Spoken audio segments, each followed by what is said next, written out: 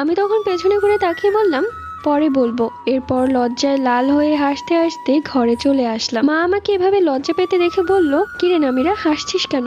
কি হয়েছে? আমি তখন কিছুই বললাম না, সোজা রুমে গিয়ে দরজা বন্ধ করে দিলাম। আমার মা তখন ভাবতে লাগলো হয়তো কোনো ছেলের সাথে সম্পর্ক চলছে আমার, আমি হয়তো তার সাথেই ছাদে গিয়ে দেখা করি। তাই আমার মা সোজা ছাদে চলে গেল এবং এপাশ ওপাশ দেখতে লাগলো, কিন্তু সন্দেহজনক ভাবে কাউকেই দেখতে পেল না। এরপর থেকে মা আমার উপর নজরদারি শুরু করলো। আমি কখন কোথায় যাই সবকিছুই ফলো করতো সে। এমনকি কলেজে যাওয়ার সময় আমার বাবা আমাকে গিয়ে দিয়ে আসতো। আমার মা আমার ক্লাসের ম্যামকেও ফোন করে বলে রেখেছে আমি যখন কলেজ থেকে বের হব তখন যেন আমার মাকে ফোন করে জানিয়ে দেয়। কিন্তু আমি আমার মাকে বোঝাতে পারছি না যে আমি এক জিনের মায়ায় আটকে গেছি। তার সাথে দেখা করতে আমার কোথাও যেতে হয় না, বরং সেই আমার কাছে ছুটে আসে। তো এমনি সময় কাটতে লাগলো। সাতকিম জিন প্রত্যেক দিন আসতো আমার সাথে দেখা করতে। প্রত্যেক রাতে আমরা গল্প করতাম। সাতকিমের পুরো বিষয়টা আমি